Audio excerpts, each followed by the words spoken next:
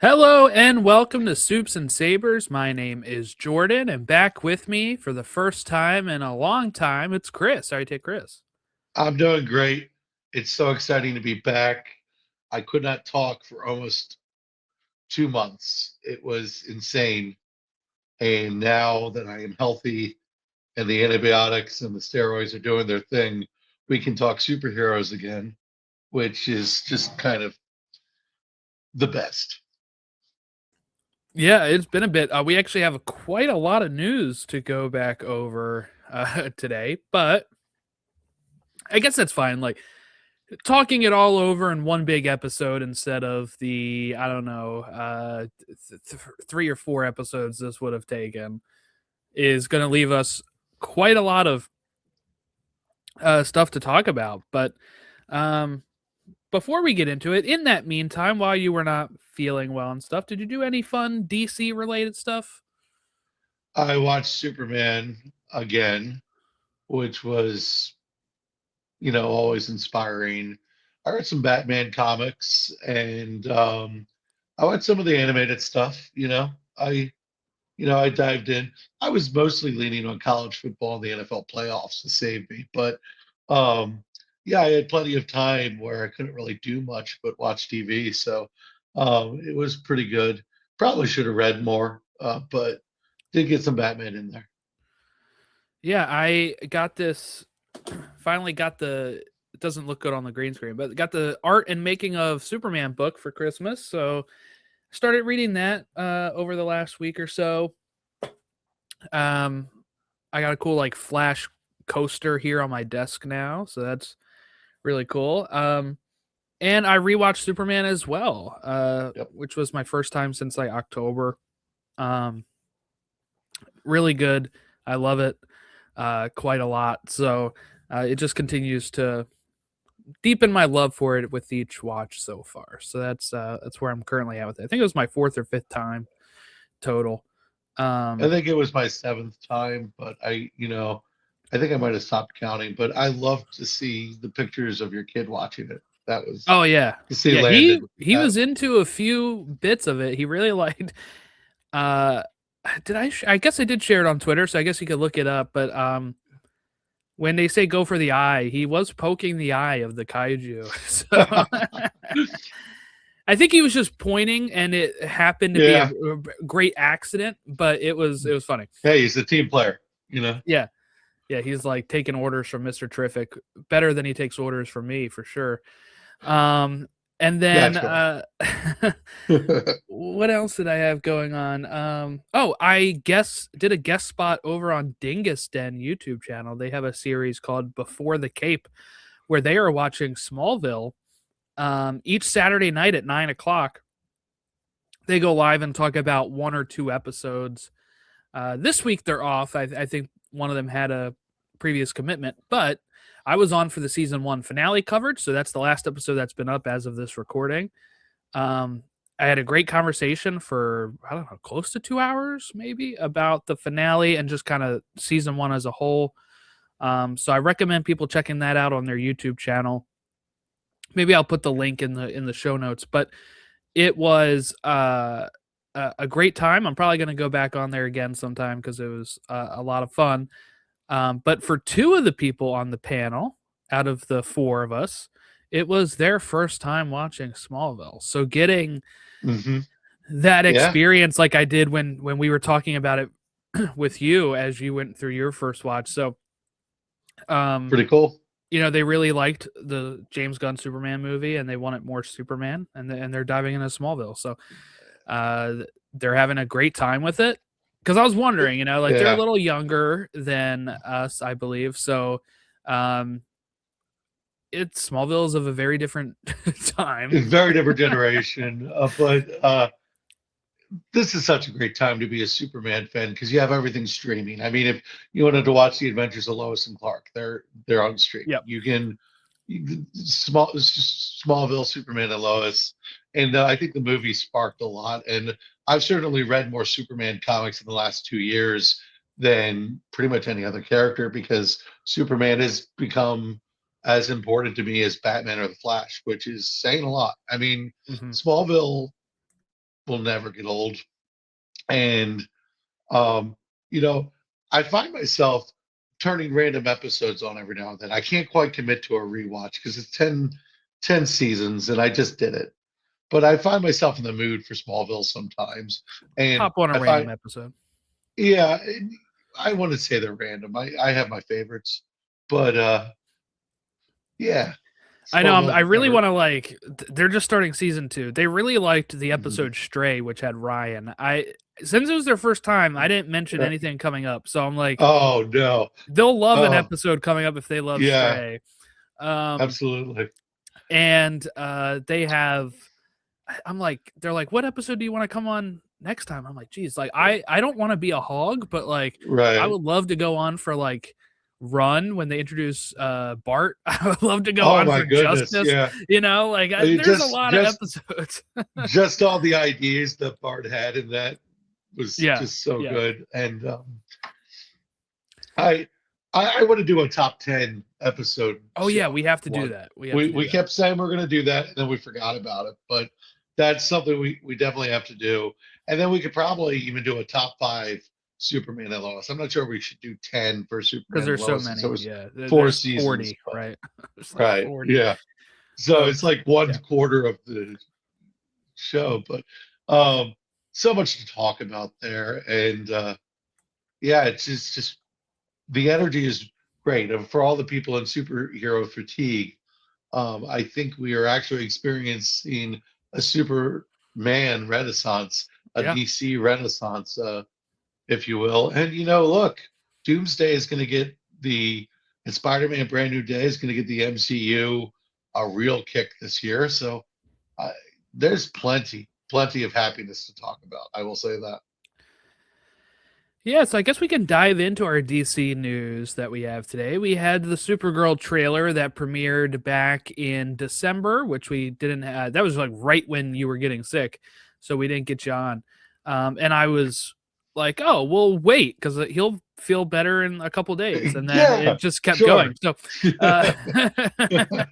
so guess what, though? Yesterday, a new little teaser with Lobo shared by James Gunn and the DC socials came out. So I'll share the picture of it and we can kind of talk about what we about it here. But the main man in 4K right here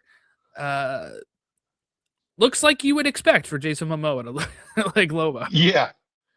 Yeah, well, we always said it was the easiest casting of all time, and the translation was very effortless. The teeth almost look like vampire-like, but it's just a good time already. I'm excited about the main man.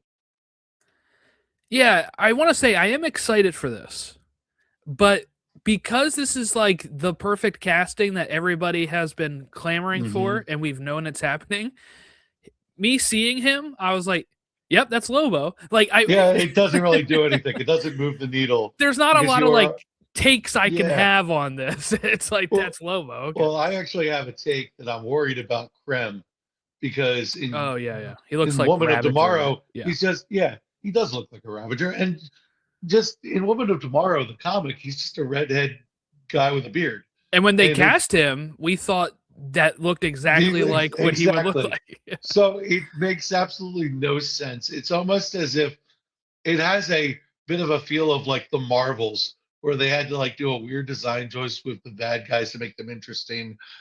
And I think Lobo might be in there because Krem is not interesting enough. And that's what scares me about Supergirl Woman of Tomorrow. But everything else I'm seeing, I'm super excited about. I'm just like, when I look at the picture of Krem we got, I'm just like, come on. Yeah, I'm look, I haven't read Woman of Tomorrow yet. We've talked about that. Right. I'm saving my first read for when we're doing our build up to Supergirl, so that'll be an episode that we have on here. And I just I've been figured, saving it for when you're going over it yeah, yeah. because I was like, it's been a couple of years for me at this point. So, And I figured, like, why read it now if I'm gonna have to reread it again for that? Like, at this point, I'm just like, let's save it for that. I think it'll right. be a better podcast episode if it's my first read as well. I think than if we're just doing it then. But so I don't know much about Krem, but obviously when he was cast and we had an episode about it, you see the pictures in the comic. That's always next to the picture of the actor when they're doing the articles and stuff, and it looks like a dead ringer, but they have I don't know, he kind of looks like the opposite of that. Is it Hellraiser or whatever? With all the pins coming out of him, but instead it's like the pins are pushed into his face. He looks like those guys that used to, I don't know if they still do this, but like in high school back when we were that age, there were people who extended their earlobes. Oh yeah. He kind of looks like that. It's like deforming the face to be edgy or cool or something. It's like I hope there's a purpose for that other than he's just very emo. Like it just doesn't make much sense to me. I hope there's a purpose. I think it's going to get ridiculed and made fun of to the end of time. I mean, it already is. I don't think it's been really made fun of that I've seen. I've just seen people be like, "What is this?" So like when we're talking about Lobo, right, and we say, I don't really have many thoughts on it because it looks exactly like Lobo. Like, obviously, when the first Doomsday trailer comes out and it has Robert Downey Jr., we're going to be going on here probably to talk about what do we think of Robert Downey Jr. as Doom. Like, we can't really do that with Momoa with Lobo because it's like, yep, looks like Lobo. Right. Check There's mark, something. Right? There's something to prove with Robert Downey Jr. because he was Iron Man and now he's Doom. There's. But with Krem, it's like, like you said, is it a choice just to be different, or is it meaningful to the story? I guess that's what we'll find out as we get into it. And I'm getting a little worried because they're saying, at first it was a direct adaptation. They're really honoring the source material. Then they started to get shaky on the language about what they were taking from Woman of Tomorrow. And I think they've been kind of clear on it is like an adaptation, but I think Gunn just recently said it's not like a one-on-one adaptation, which is right. Which I don't want a one-on-one adaptation because I can just read the book. But it's a really good story, and I hope the heart of it stays. I think that is the thing that you can probably bet on. I think the main thing of it is going to be there, and they're going to condense some stuff. Like I think I read that they said that like Krem is going to be the leader of one of the other groups that go after them as well. Okay. So like it seems like maybe they're consolidating stuff into it. One thing that was interesting. Sorry, if you want to go ahead and speak to that, because my thought was about to shift. So if you want, no, my thought was shifting too. I think we shifted at the same time. I was just thinking that scene where Supergirl's like, "This is not going to go well for you." Like it just has a Star Wars vibe to it almost. It's I really enjoyed Han that. Solo. Yeah. Millie Alcock is just performing so small of a sample size, but has just been performing so perfectly on her lines. And I think we're going to completely change how we feel about Supergirl after this film. I really do believe that. One thing that's interesting is if you look at the so James Gunn shared a video of Lobo, and it started with Momoa going into like coming out of his trailer or whatever. Then there was another one that was kind of took the back half of that, which was movie footage, and also put in other stuff. We get to see Crypto without his cape and without his collar. Then we also have Supergirl like reacting to Lobo coming up, and it seemed like maybe there's been like she does already know him. It would make sense. Unless if it's trailer editing, which it could be. She could be referring to somebody else, I guess. But I do think that is interesting. I figured that's the way that they would go, but you never know when it's also like a character like Supergirl. So what I mean by that is a character like Superman, yeah, we're going to hit the ground running and know that this world has already existed. He already knows Lois. They're already dating. He already has his fortress. He already is Superman. Supergirl, are you doing the same thing? Obviously, we know she's already Supergirl, but like, has she already run in to people like Lobo and these other characters in the Superman mythos? if it's her first movie since 1984, because people will come into this movie. I don't know what they're gonna expect, honestly. I mean, like, Yep. I don't know how well this movie's gonna do financially because yes, she's in Superman, and it is like the next of it. And Superman only did 600 million, which was good. It made profit. We know that from all of the things out there. It's a very different world than it used to be. But how much can Supergirl carry? Because the one thing I've hmm known from a lot of people that seen the movie that are not current with Supergirl, meaning they know the CW show, they hmm haven't read this Woman of Tomorrow. They're like, why is she calling him a bitch? And why Yeah. is she like that? So I obviously if the word word of mouth is good, people can get here and go see it. But I do worry that like people will be like, I wasn't too happy with that. I'm not going to go see her. Or like I'll wait until Man of Tomorrow and Yeah. maybe she'll appear. So like Y- that's kind of my main concern with it. You're damned Because if you do. You're damned if you don't. Because with the trailer, Supergirl, which we talked about. Sorry, I yeah. forgot that we hmm talked about this in the chat. All three of us. It kind of lacked, obviously, the wow factor of like the first Superman trailer, and obviously that's the first trailer in the DCU. It was mostly instrumental, not a lot of talking in that first teaser. This one had a little bit more of here's what the story is going to be, but there wasn't like that moment in it where I was like, whoa, what a shot. Like, Yeah. so I'm not sure casual audience wise how this is going to play. I think Superman was marketed as an event, as this monumental moment, and I think Supergirl is being packaged as a party. And I think that's early on. I think the importance of Supergirl, the movie, in terms of the DCU and what we have, might be very little in comparison to Man of Tomorrow, Superman, Lanterns. I think it's more on the effect of like how it affects the audience of Clayface.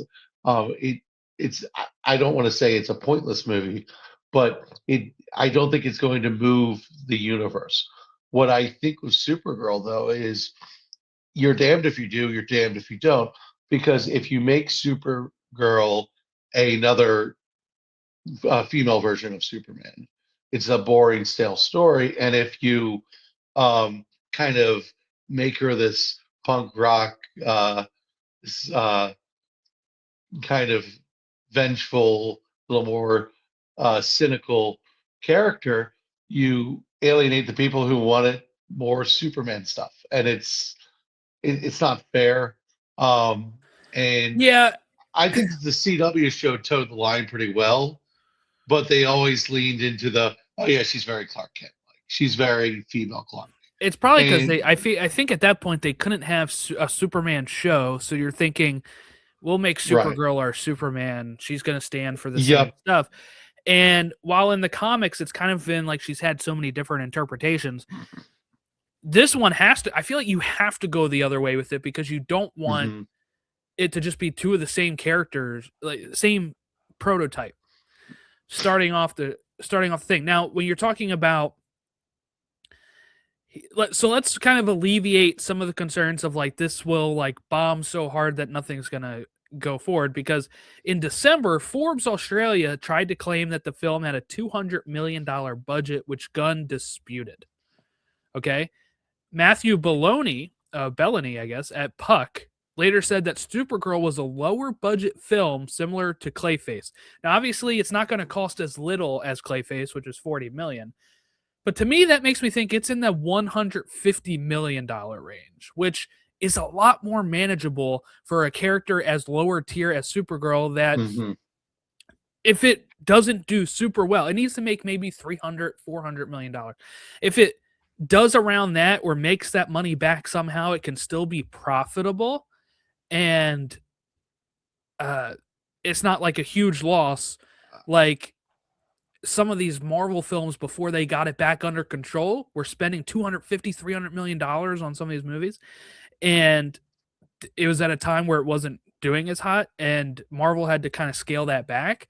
It seems like James Gunn and Peter Safran already know, like, okay, we have to scale this back Mhm. and not have it be, a $200 million movie. I also think this movie has advantages we're not talking about. I think you can kind of play the Barbie factor up where you can say, hey, this is a movie really promoted as a strong female lead.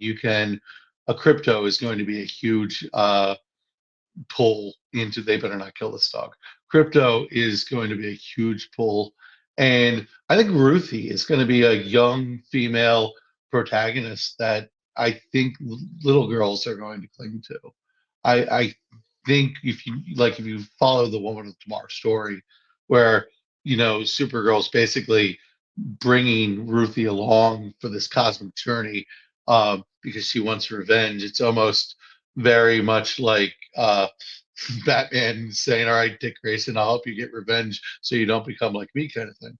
Um, I think Ruthie is going to really uh, resonate with audiences, younger audiences. So I think it's a four quadrant film, and if you really push the strong female thing and you make it fun and you make it maybe you say screw it, let's just really push the female aspect of it.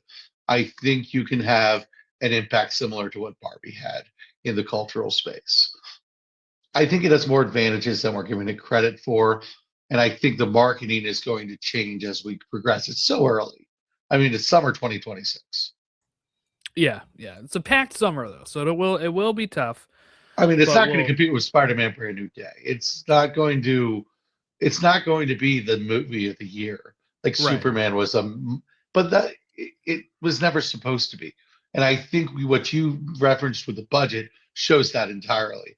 The yeah, only reason this is coming is because it worked faster than all the other projects. They were mm-hmm. ready for it and they could already build off the Superman marketing that they had established. It wasn't like, oh, we have to get a Supergirl movie out here right away and it needs to make $1 billion. So I think realistic expectations and actually understanding what is good about the film will be important. I think the last thing I really want to touch on with this trailer is I just see a lot of people always talking about, and this is something that I just want to caution for the listeners here, is sometimes we're looking way too much at how many likes or views something gets on YouTube, Twitter, Facebook, Instagram, etc. So what I mean by that is like the post that James Gunn shared after Superman that said, "Look out," and it had Supergirl on it, had like tons of views on Twitter and a lot of likes, more than a Superman like at some point, like one of the posts about Superman. That doesn't mean this movie's going to do better than Superman. And then, so, the trailer views at one point used to kind of correlate better to box office pre-COVID, I would say, where, we were talking about Superman back in December of last year, had like 250 million views of its teaser in the first like however many hours. And it was like the biggest one. And all of those in that top 10 had $1 billion. Superman didn't reach $1 billion, right? So just I already saw people after the Supergirl trailer was released looking at views on like Twitter and how many likes it gets and says, "Oh, this is going to do better than Superman," or "This is going to do better than this and that." We got to temper that down, I think, a bit, because I feel like we're just setting ourselves up for disappointment in that regard. Yeah. Before COVID, those things made superhero movies were in a boom and they made money like crazy. We're in a little bit of a different period here. So just And a lot relax. of those people who are excited about the trailer, you look at a lot of the people who are, yeah, I'm excited about the trailer. They're excited to watch it on streaming at home. They're excited, they know it's not that much longer after the movie comes out.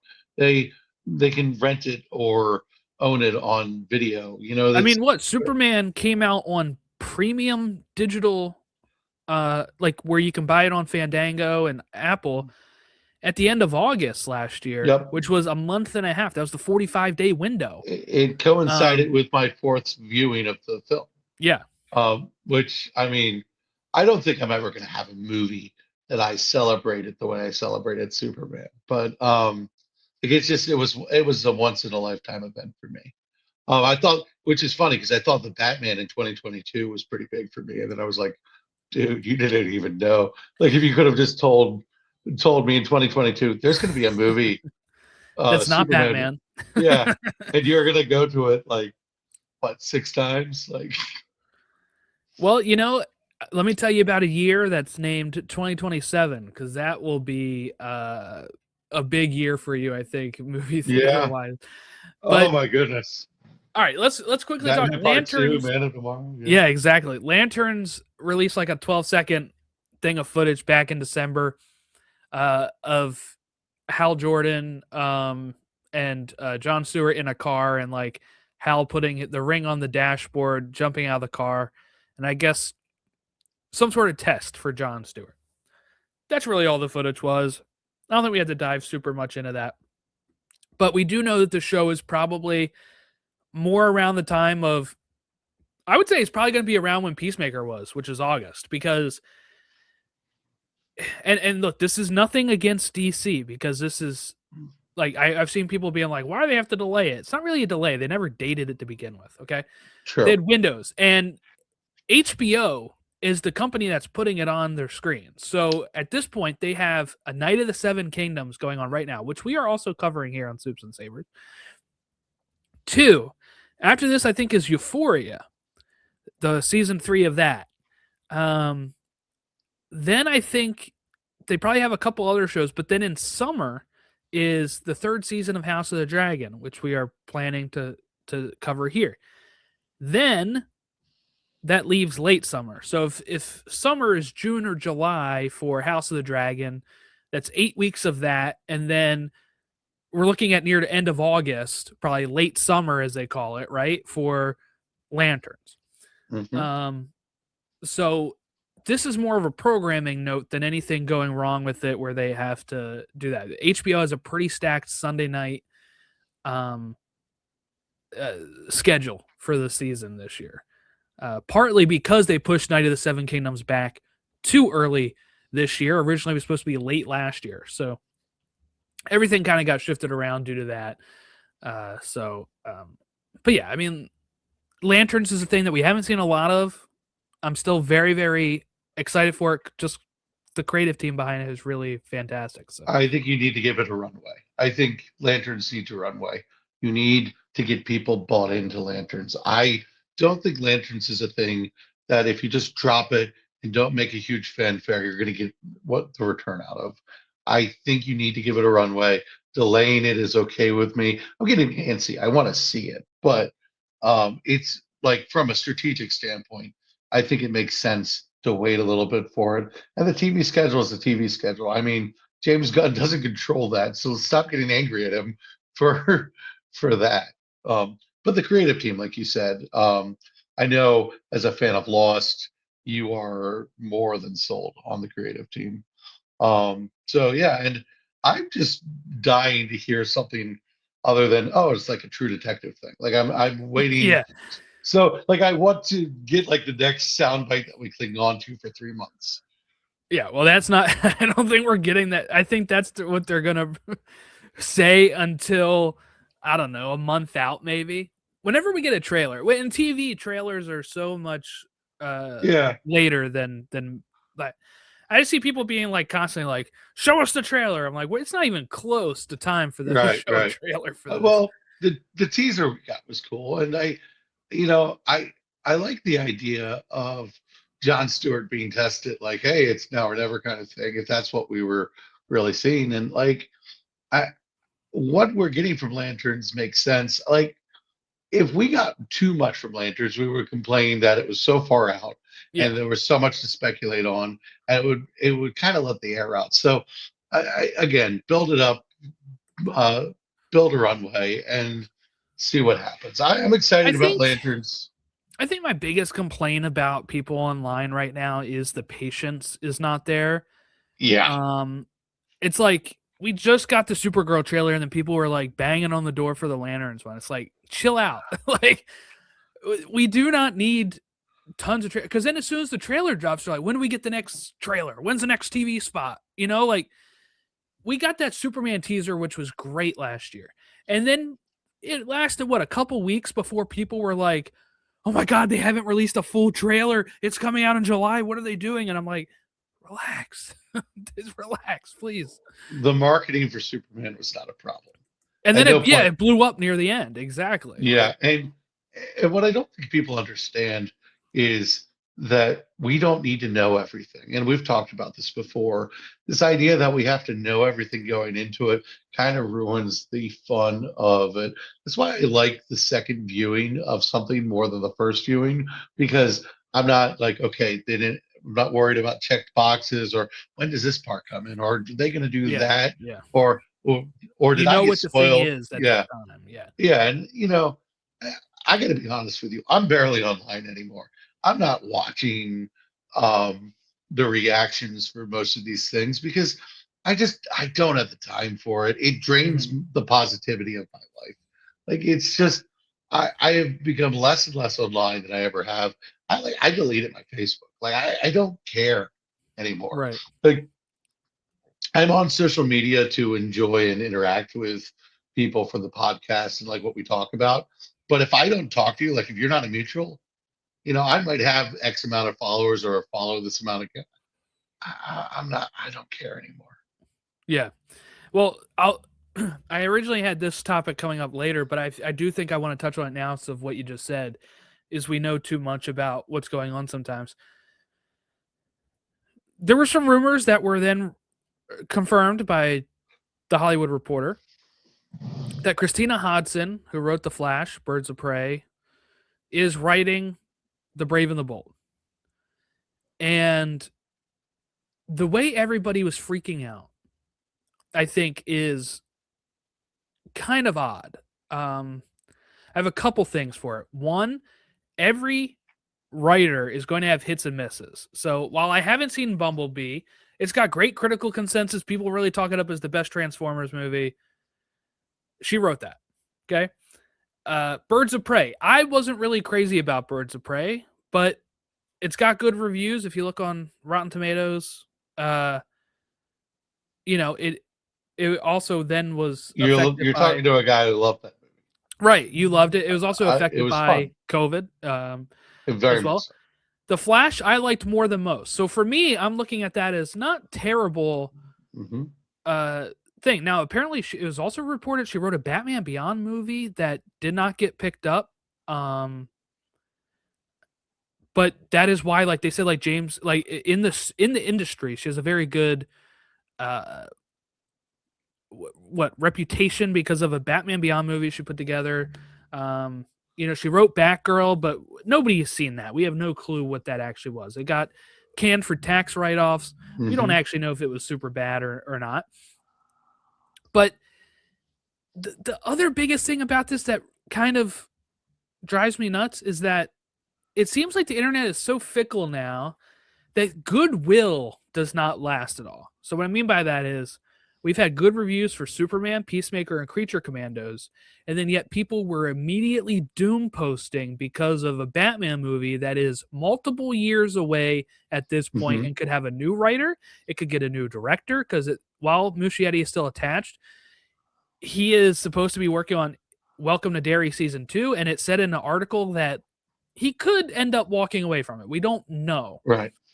But his reputation is on the way up because of Welcome to Derry and the success of the It films. And like if they make a trailer, they're not going to be like, well, the guy who brought you The Flash. Like, right. They're going to say it. So, and I think it's frustrating that he as a man can kind of overcome the stain of The Flash, but Christina Hodson is like, oh, well, it's the woman who brought you. Like, come on. The narrative that we're having is very sexist, and it ticks me off.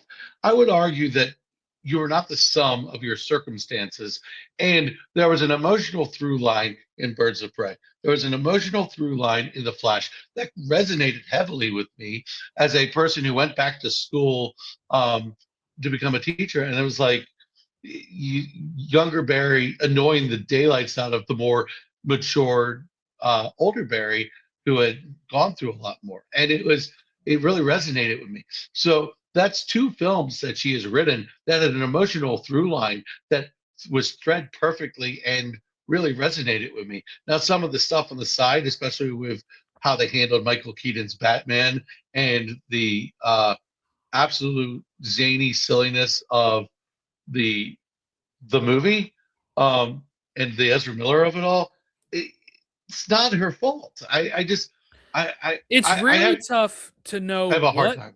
was her and what was not when we're That talking movie about got The Flash, refactored. because she was like the fourth or fifth writer on it. If you look at the Exactly. story by credits, there's like 3 other names there. The director makes input as well. We have no clue what was her and what was not. And I So got chopped up, refracted, reflected, mended, bent, smushed. I mean, at the end of the day, it was a casserole of all of the people that yeah, were involved in it. And I don't think you understand with the Flash what the true like thing was, and the fact that there was an emotional through line that connected, that resonated to my life. Maybe it was good timing on my part, but it was almost, I left the theater going, I was almost like they were speaking to me, like the movie was made for me almost. And it was just the if you can connect to me on that level, I have some buy-in to your work. I think she gets a bad rap, and I don't think like that Batman Beyond thing, Birds of Prey, The Flash. We're talking about Bumblebee, very different projects, which shows me there's a lot of range there. mm-hmm. But because she's a woman and some of her products have been more female centered, we're saying, oh well, it's ridiculous. You have this, not what I'm saying, but what I'm seeing online, this girl doing this girl stuff. And it drives me crazy. I think it is sexist. I think it is misogynist. And I think if you trust James Gunn, who is the guy that greenlights whether any of this happens or not, it's a moot point. Yeah, and I would say like I've seen it with guy writers too, where somebody that they hired to do the latest Star Wars trilogy, because he has other stuff on his resume that is considered bad. It's like, well, here's my main thing. This may end up being bad. It might be a bad movie. We have no clue at this point. It just seems weird to flip out without even a trailer. Just going off of somebody's resume when it comes to writing, because it can be good or bad. We have no clue. She might stay on the project, she may not, right? Like it just seemed like some of the stuff I was seeing was just absolutely wild for Yeah. something that hasn't even entered production yet. It's like, take a pill. And everything's controversial. You say the name Tom King, you're either talking about a genius writer or the most controversial figure in comic books. And it's really dependent on whatever room you're in. And both sides have some merit to what they're saying, but both sides treat the other side as if there is nothing of value and you are a horrible person. And it's just, it needs to stop. I think we give ourselves as nerds a bad name when we have discourse that is not well intentioned. Yeah. So our stance on this so far is just wait and see. Brave and Bold. James Gunn knows how important it is. He continues to keep saying that Batman is very important. He gets that. I don't think we need to worry about this right now. It's not going to really. There's rumors of it being 2028. I'll tell you right now, I can't see it at this point. But let's talk about some good news, which we have some Man of Tomorrow news. We have our Brainiac confirmed, but he's going to be played by Lars Eidinger, German actor. He's been in some English stuff, but a lot of German roles. He is our Brainiac. Not that, look, I don't think we've seen him really in anything, so we're not going to be able to say this guy nailed it, right? But one thing I think is hysterical is all of the leakers being like, these 4 names, and then it being somebody you never even heard of. And that's what I like. That's what I like. I know some people say like, oh, he should be hiring A-listers to get the box office or whatever. But then we already know about the budget. Yeah, but even then, we already know that big names doesn't mean you're going to Yep, get the people in. We've seen movies with like Brad Pitt and Tom Cruise struggle. Like it's exactly. not it's not a guarantee. So get the best person for the role and make a star out of them. And I think it's really great to have Brainiac confirmed. Just also to know who's playing him now, as this thing is going to start filming later this year, like in a couple months. Hmm. Yeah, absolutely. I don't care about A-list actors. It doesn't, like, there are some people who watch a movie, like my dad does this, and he's like, "Oh, you know who that is? Oh, he was in that." But I kind of get lost in who the character is. Like we were watching the last Mission Impossible movie the other day. Like we had to hang out to watch that, and he would be like, "Oh, who's that? Who's that?" And I would say their character name, and he's like, "No, the actor." And I'm like, "I'm watching the movie. I'm in this story at the moment, you know." So I don't think it matters who plays these characters. What I would say is that David Cornsweet was basically a nobody. I mean, he's been in a few things, but like, and that worked out pretty well. So I would just keep this process going if I was James Gunn because it's working. Yeah. I mean, just for me, it's just get the menacing role, like get Yeah. whoever is going to work for Brainiac or however it's written on the page. And this guy auditioned, he beat Yeah. out everybody that was other also auditioning. Like Talk about equal opportunity. I mean, that is fantastic. yeah. I can't wait that look after just rewatching the movie and I'm reading this art book and Mhm. seeing the process that they go through with the production design, the art department, and like they talk in this about how they collaborate with each other, and just knowing that that's going on right now for this movie of Man of Tomorrow is really cool to think because this is I know I said before, right? So if we take it back to last year, it was look, even if Superman fails, like I'm happy to have a Superman movie that has this stuff in it, right? And then when I watched it, I was like, "Yep, I love this movie. I do not need anything else at all." Like if this all failed right now, I would be content with what we got. I'm so happy we're getting more. You know, I'm so happy we're Yeah. getting. And look, we're in that same sort of spot right now, Uh, which we're going to talk about the sale a mhm. bit, but we have up in the air right now what's going to happen with DC stuff. I'm just happy that we get to see Brainiac on film, that this movie is going to come out. We're going to see more Lex Luthor, more Superman dynamic with probably the Justice Gang, because And here's you'll the other probably get the rumor. power suit. Yeah. The other rumor, this was from Nexus Point News. They're pretty accurate at times. They claim that the movie is casting the other female role that people kept thinking was Wonder Woman is Maxima, and that this is going to take inspiration from Panic in the Sky, which was a 1992 comic event. I'm reading it right now. I already see how they can make this. Like, I see an opening of how this can work. So, in that story, Maxima and Brainiac, well, Brainiac kind of teams up with Maxima and like two other characters. One of them being Supergirl, like kind of taking, I guess, like control over her. She would not like doing it intentionally. And coming to Earth, and then Superman has to kind of rally. This is at a time where the Justice League is disbanded. He kind of rallies them together, but he needs to work with Lex a bit. Now, this is Lex Luthor Jr., not Lex Luthor. So this is the one with the red hair. But oops, wrong way. There we go. So this here, it says, I can't accomplish alone. There's only one place in the world where with the wherewithal to do it, and that's LexCorp. And then Superman saying, I hate to keep running to Luthor. The next one is saying, you know, I know it's weird, but this Luthor's been downright saintly. This is talking about Lex Luthor Jr. And he's like, I'll give him a call. So what my thought is, instead of it being Lex Luthor Jr., obviously it'd be our Lex Luthor. But like if he needs to go to Lex, it's like you can have a scene kind of like that, like, oh, I hate to run to Luthor, but I'm kind of at my wit's end, and he has to go to prison or make a deal to get him out, Yeah. right? And in this case, they were trying to get spacesuits for all of the Justice League and like a rocket and all that kind of stuff.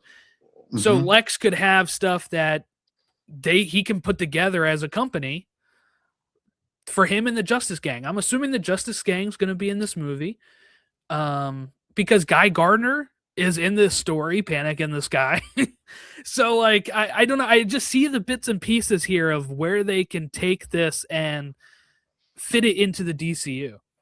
And they did such a good job of having Clark or Superman really um, have disdain for Lex Luthor and can't stand the guy, but at the same time believing in his better angels, believing that there was a better Exactly. version. There's that And I opening hope in for, that speech at the end when he says, yeah, "I I hope hope you it learn that too." Right? exactly, yeah. I hope one day it's your greatest strength too. And I think there's this beautiful belief that Clark has in people that is going to be tested by Lex Luthor, which anytime you can have Clark really push up against his belief that humanity is good and that people will do the right thing, you get really a great license for good storytelling. And I think Lex is in this place where he hates Superman. This is just another chance to get one up on him. I mean, to say that Superman didn't save the day, Lex Luthor saved the day. To say Right. that Right. to have the one-upmanship of you needed to come to me. I am the mind, you are the brawn. That is going to be such a dynamic. And if I could get Lex Luthor in the power suit going absolutely berserk on Superman on screen, that would be cool. I would enjoy it. Um, in Brainiac, you just it's we're going somewhere else. We're not doing what we've done a thousand times. The only complaint I would have about Superman in 2025 was, hey, it's another Lex Luthor land grab. It's we've done Well, it this wasn't before. though, because he It, says he did the whole thing just to kill him. So like, well, I yeah, think it's a little nod to it, but it's not his main motivation like it was in the other movies. yeah, he doesn't care that much about the donut shop he's going to open in Jar Airport, Right. but but it's there and it's familiar and it's like to go to when you were talking about Panic in the Sky, I was thinking about Supergirl being brainwashed by Brainiac in My Adventures with Superman, Yeah. and Yeah. and that could be a really interesting way to do that. Supergirl could be a really interesting tool there if they did that. But Maxima makes sense as the female that they're casting in this And she's a movie, and Superman character. Like that. exactly, Yeah, exactly. like it really works. Like, and you know, I saw that that she's going to start bad and turn into this anti-hero good person, which is James Gunn's wheelhouse anyway. So I'm very connected to the peacemaker of it all. I want to see what happens to this prison system that they set up and see if we get any of that in there. So there's a lot of floating Mm-hmm. pieces in Man of Tomorrow. And say what you want about Peacemaker, I still get a huge smile every time I watch Superman. And a lot of these guys are jealous of me because I'm more jacked than they are. Yeah. Yeah. Like it's one of the best lines in the film. Like it's just I get a kick out of it. If you would have told me going into the movie that Peacemaker would end up being one of my like bright spots of Superman and just a stupid little line, I would have been, come on, James Gunn. But it works. It's brilliant. So there's so many uh, moving parts. yeah. I'm really excited to see what else we get from it. We saw that they have submitted for tax credits in Cleveland, which means that they will be using that as Metropolis again, which was, I guess, a little worry for me because I think instead of Georgia, they're filming in London.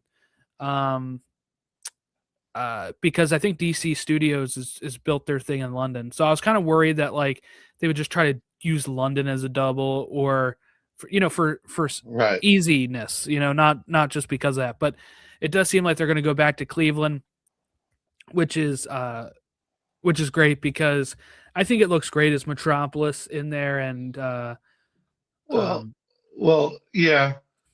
It's going to be interesting with this London thing because the orange man who should not be named has attacked the whole idea of let's tear up the daylights out of these movies that were filmed in London. And Yeah, I don't think I that's just happening. no. Well, Disney is not going to lose that fight. Like the yeah the the corporate interest will end up overtaking that. But Yes, it I guess find that's it the good interesting. thing about capitalism. The good thing about capitalism. Oh God. You know, and this is where I'm like, oh, I'm so glad my grandparents don't listen to my podcast, because like they barely even know who Superman is, which is hilarious because he's been around since what, Alive as long as them, yeah. yeah. So, but but no, it's the text of it all is very interesting. But I like the look of Metropolis, and I hate to give Cleveland credit for anything, but as a AFC North, He says this as a Ravens fan. It's yeah, not. It's not a. yeah, it's an AFC It's North. not an anti-Cleveland thing. It's Right. it's a football thing. The people of Cleveland, I have no problem with. It's I'm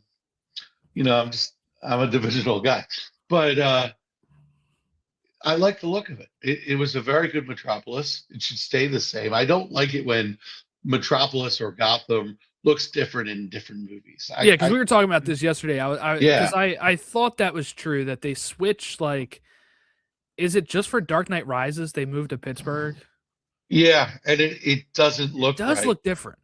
I mean, It doesn't look right. Gotham looks different in all three, honestly, because even though they don't go as gothic in Dark Knight, and it's Batman Begins was the best Gotham has ever looked.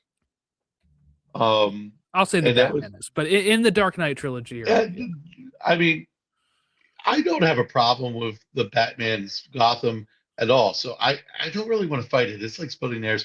The Batman Gotham was so much almost like the Arkham games, which was really good for me. So yes, yeah. But I mean, just the natural translation of like Chicago and Gotham in like Batman Begins was so damn good. But okay, I want to get back to Gotham. Come on, let's go. 2027. I can't wait. Can't wait. Mr. Miracle animated show got a little bit of an update from Tom King and from James Gunn that says this is going to take place in the DCU. Based off of Tom King's Mr. Miracle run, so we'll have to read that as well. But it's an animated series. They already cast all the roles supposedly, and Tom King was kind of hinting at some of those. But obviously, with cartoons, we don't get casting news until usually much closer to premiere, so we won't know that for a while. But animation style wise, we're doing good. Creature Commandos was a hit, so let's just keep it going. Yes, and is in production right now, and kind of was hinted at a 2027 release date for season 2. Okay, James Gunn had a Q&A, where he was answering questions online. People were asking about Brave and the Bold. This is before the writer news broke. He said he doesn't want 2 Batman movies releasing in the same year. I think that's a no-brainer. Somebody asked him about the Clayface. Yeah. Somebody asked him about the Clayface trailer. He said the director is still editing, so there's not going to be a trailer anytime soon. Which is fine. That $40 million horror film, you do not need a trailer as far out. Dynamic Duo is not DCU. We got that confirmation. I'm glad about that because the Robbins thing is going to get complicated. Yes, yeah. Sam McCurdy is the cinematographer for Man of Tomorrow. He did Shogun on FX, but he also did episodes of Peacemaker seasons 1 and 2. So he has a connection with Gunn there. It is not Henry Bram, who did Flash and Guardians and Superman. So then this, of course, opened up an opportunity for everybody to shit on Henry and his work. But I think, again, I can kind of see people's complaint with Superman when it's a screenshot. But when I watch it on actual moving and everything, it looks great. The colors pop for me. On 4K, it looks fantastic. We were talking about that in the group chat when I was rewatching it. And I think the only argument I could have of like color grading or like the look of a shot was in the beginning when Ultraman is coming back to the like little pod floating in like LexCorp. It's before it was floating, but the sun glared a little harshly against the eye. I Um, think some of it is like if you look at like the scene where Superman's getting helped up by Molly and mhm, Lois at times, their skin is a little washed out, mm. but I only notice that more on still frames, but when I'm watching it, it looks fine. It Like I flows just very well. Yeah, and then, even then, I don't even know if that's cinematography. That might just be color correction. Like the right. shots, I like the way Superman flies in that movie. Hmm. Maybe the weirdest shot is the Hulk girl where the camera moves side to side as she's screeching in the halls. But But like, I like that because the distorted thing was like the energy of the scene. yeah, yeah, So, yeah, like, I thought with Superman, the movie never really stopped action wise, and I thought the camera was kind of similar. So it felt like you were moving through the whole thing, and I think it works against you getting bored. Like I don't, there's no chance to like take a pause and go, huh. Like there's no hmm, good place to go to the bathroom in Superman. Like that's the advantage of it being a 2 hour movie because it just sprints to the thing. But yeah. I love the cinematography of that film. I think it works. Um, I think I'll defend that movie to the day I die, though. So like I expected to like it, and I loved it more than I even. I think seeing it at the Amazon Prime early screening when you're in a room with fans Yeah, yeah, and you see the appreciation, and just about everybody has a Superman shirt on yeah. or a Superman hat on, or you had different generations of people. You had old, you had young, you had like it was cool. So yeah, and you can go back in the feed and find my reaction to that. The only complaint I ever had with that was people were coming in late, but that's just 2025 in movie Yeah. theaters.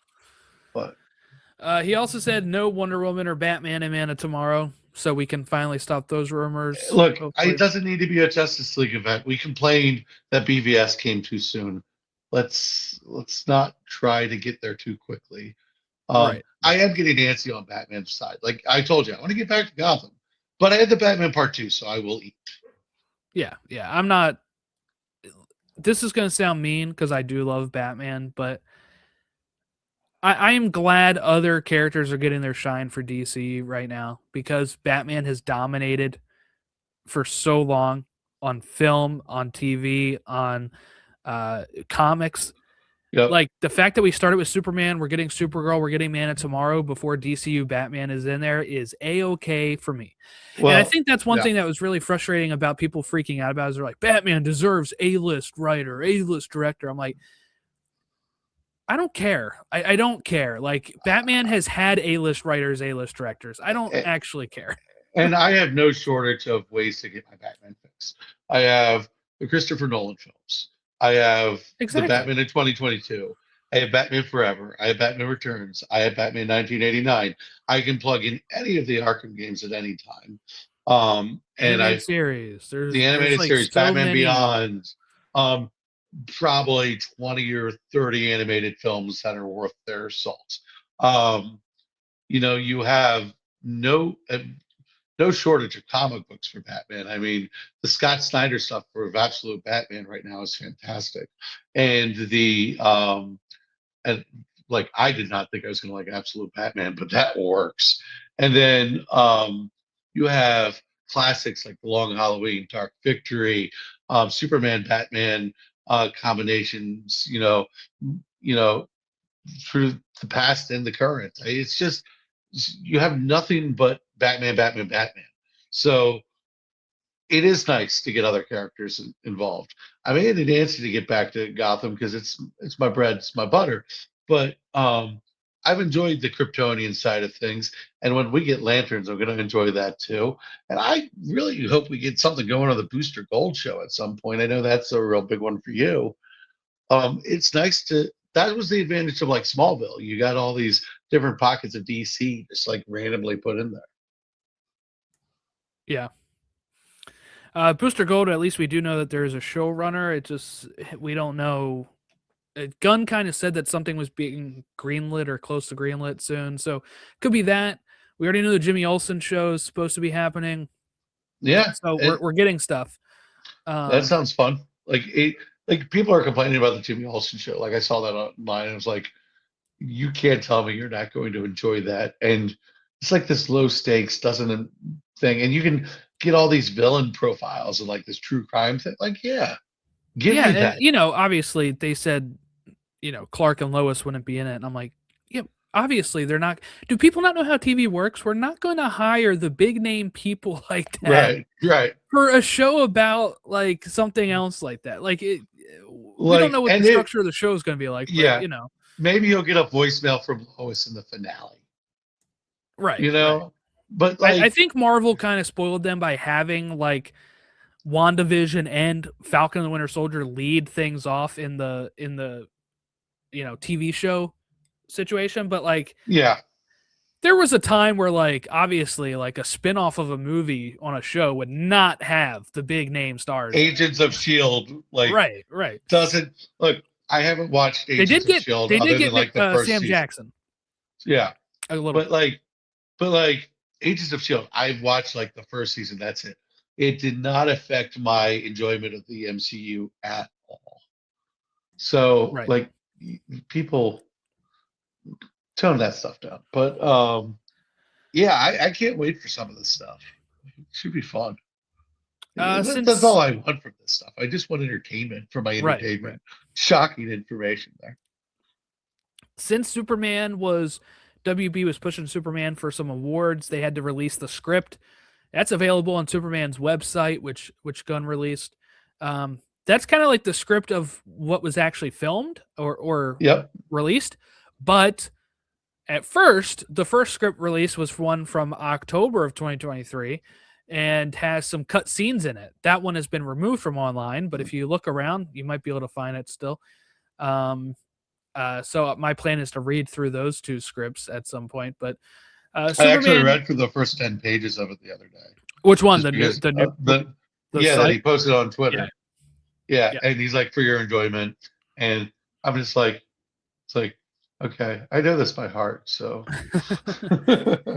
Superman did win a Fun Fan Award through the Rotten Tomatoes. They got fan favorite action movie. So that's pretty fun.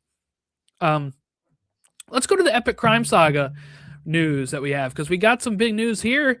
Sebastian Stan and Scarlett Johannson cast in the Batman Part 2. So Matt Reeves went out and cast 2 MCU vets for his Epic Crime Saga. Love it. First off, I love the actors. They are actors who have been great in things, not only MCU, but other things they've done. And it brings gravitas to the film. So when we talk about, we don't need like Brainiac to be like this A-list actor. Sometimes getting actors that you just know can get the job done, there is worth to that. And when you're joining an already in motion thing with what Robert Pattinson is bringing to all that, I'm excited. And as a Two-Face guy, like if we're getting Sebastian Stan Two-Face and Gilda Dent, you've got to think we're getting something long Halloween-ish, Yeah, that's the rumor, right? That we get Sebastian as Harvey Dent, Scarlett as his wife, which is a fun little bit of the 2 MCU actors being married. But I would suspect that Harvey Dent is not going to be Two-Face in this yet. I hope not. I do want a movie at least where he is introduced and he is a good guy before. Like, okay, so I know everybody loves The Dark Knight. I've been open that it's not my favorite. Part of that is the Two-Face stuff. I feel like it's incredibly rushed, and I don't want that to happen again. I really don't. So, all right, I'm of two minds, ironically. But so with The Dark Knight, I love Aaron Eckhart's Harry Dent, and the Two-Face looks incredible. But then it's like, oh, now you don't get Two-Face. So it's like, come on, like you're going to tell me I have to have a Dark Knight ending of the trilogy without Heath Ledger already, and now I don't get Two-Face, and the Two-Face looks incredible. So that I get that, and I don't want like a slow burn, and then I'm becoming Two-Face at the end, and then you don't get a Batman the Part 3 because of the way things are working out with the timeline and the DCU is getting going with the Brave and the Bold. But I would like to see the transformation, and I would like it to be a major part of the story. And I I don't need him to be Harvey Dent, good guy, the whole film. I think it's interesting. I also think it would be interesting if some of the duality um, gets kickstarted by maybe Gilda. Um, maybe he's kind of like the voice in his head that like makes him snap or something. That would be interesting. I think there's a lot of ways you could go with it, but as a Two Face fan, one of my favorite like Batman like comics is called Face the Face, where he's got the surgery to make his face right again. He becomes Harvey Dent, good standing again. He's corrected himself. Batman goes off on Justice League business, and he comes back, and there's been a murder, and Harvey Dent is a suspect, and he accuses Harvey of slipping, and the voice comes back to Harvey Dent. He tears his face back in half, becomes Two Face again. I I I think there's so much psychology with Two Face, and some of my favorite Batman stories are Two Face related that I can't be anything but excited about anything Harvey Dent. So I'm gonna go overboard on all the Two Face stuff and probably be disappointed somewhere along the line. So that story you were just talking about, for anybody wanting to know, was Batman 651 to 654 and Detective Comics 817, 820. It's called, like you said, Face the Face. Yep. So you can look that up. That was from 2006. Damn good story.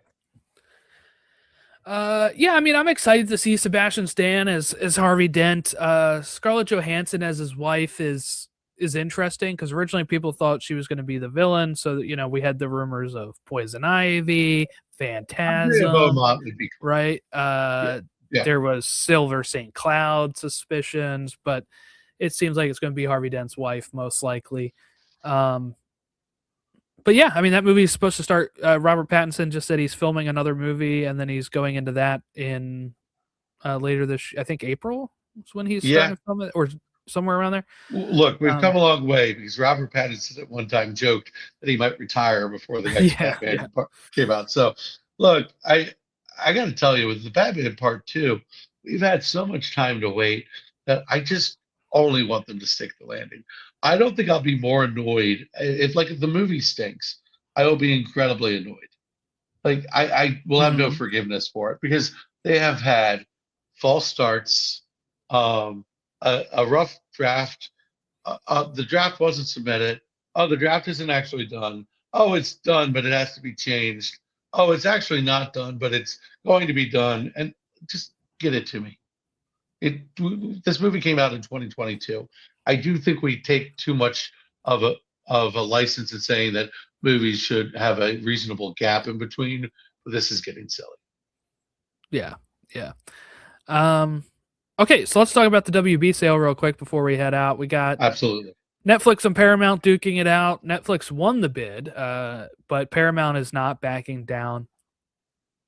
They might go back and offer another deal, but Netflix just changed their deal to be all cash instead of cash in stock, which is, and again, Netflix is just buying like the studios and stuff. They're not buying all of WB because WB is planning on spinning off the cable stuff as a separate entity. Paramount was trying to buy it all. So Netflix deal is actually worth more, even though it looks like less because they're buying less of the company. But Netflix does state that they are looking to they were looking to enter the theater business before they bought WB, and that they would be willing to have a 45-day window for theatrical releases. My main, what's probably going to sound silly. My main concern is that I do hope that with this, they also said they want to keep the HBO team together.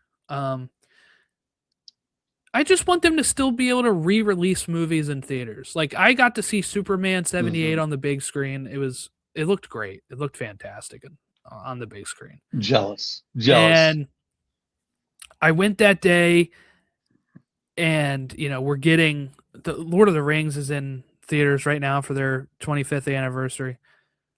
I want them to be able to still do that. So hopefully Netflix will still allow those type of things, because look, I want to see Superman on the big screen again. And what I mean by that is 2025 Superman. Yeah. I want to be able to do those, they do an anniversary release or something. I want that to still happen. Because look, could you imagine doing it like the 35th anniversary of Superman, coming to the big screen, and you get to take your kid who is now the age that you were when you watched it, essentially. Right. That would be the moment that like I'm thinking of for you, or like, you because when you can share these moments with generations, like the Star Wars, it's like A New Hope on the big screen again. Yeah, like we didn't get that opportunity. Yeah, I'm like, I am booking it to that, because and it's also going to be the original theatrical version. Oh, dude, see, that's so cool, because that's an opportunity. We weren't even born yet, and then but our fathers got to have that, and then we can share that with them, and like that's cool. Yeah, so that's something I'm hoping of. But look, I'm hoping Netflix does win it. Mm-hmm. It goes through the regulatory stuff. That's still something that it has to go through, of course. But Paramount seems like it'd be a disaster with the way that they're continuing to go after them. And the problem with Paramount is that there's a political agenda with Paramount that really, I think, is going to scare away creative people. Like we talk about, is James Gunn just going to say screw this? Because look, if you want creative, say what you want about James Gunn, he's not giving MAGA what they want. And there's a DC creator that the MAGA people tend to like. His name's Zack Snyder, and Netflix and him had a bit of a falling out, I would say, over this Rebel Moon thing. Just saying.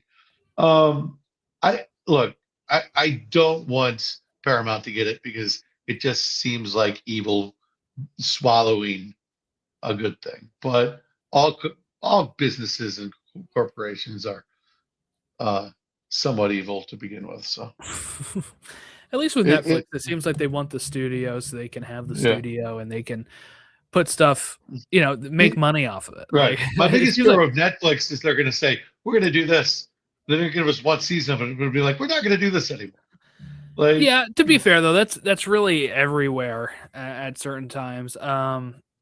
Look, I just hope that at this point, the way I look at this is we know for sure we're getting Man of Tomorrow and Batman Part 2, Supergirl, Lanterns. And I'm kind of just living for those at this point. What I mean by that is I'm expecting those. I'm going to enjoy those. I'm going to soak it up, because we have no clue what happens if this goes through, who buys them if it doesn't go through, if they have to stay independent if this doesn't go through.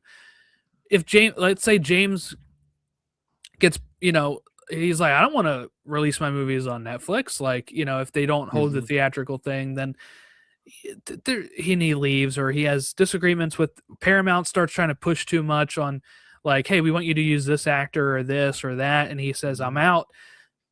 We don't want that to happen. So like for me, we don't know what's going to happen. That it's just, I'm kind of going into thinking we're getting these projects and this might be all we get of this DCU.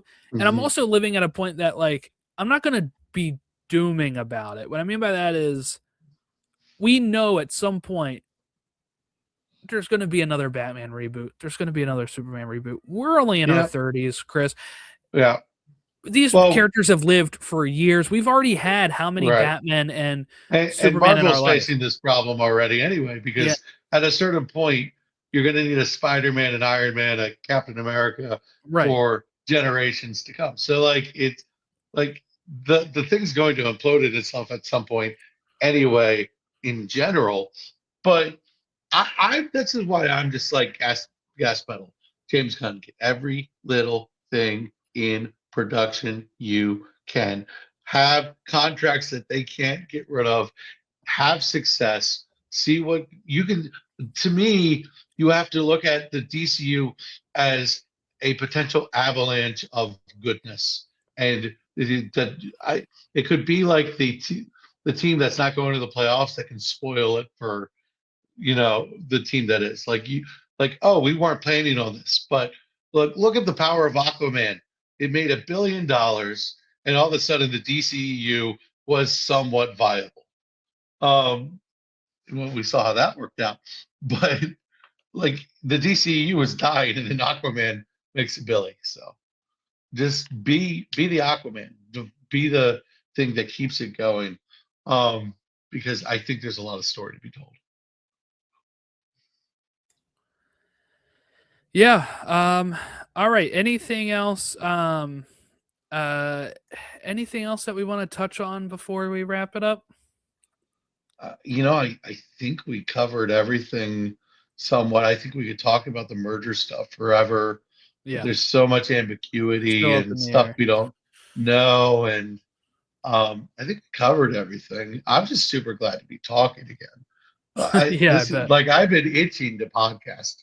And especially because like I'm going to be like teaching next week. So it's like, oh, I can talk. This is good. I was like a test run. So yeah. All right. Well, at Soups and Sabers on all of our social media, you can follow us there. Like we said, that's our DC catch up. We do have some stuff coming down here. We have more Knights of the Seven Kingdom, which is every Sunday night that releases on HBO. So we'll be talking about that later in the week. We got Wonder Man coming up, which I'm having Jack on to talk all eight episodes of Wonder Man when that comes out near the end of this month, early next month, probably by the time we finish watching it and discuss it. And then, we're not far away from Daredevil Born Again Season 2 and Darth Maul Shadow Lord in April. Like, it's going to be coming hot and heavy here. So Daredevil Season 2 is going to be lit. I cannot wait. Yeah, especially it's the full creative season. For the new creative team, full season. It's what we should have gotten in terms of creative team the whole time. So it's can't wait. Yep. So reach us all there for that, which will be, of course, discussing all of those fun things here on Soups and Sabers. Have a great rest of your week. If you're in the Northeast and anywhere affected by the storm that's coming this weekend, make sure you stay warm and safe, and we'll catch you next time.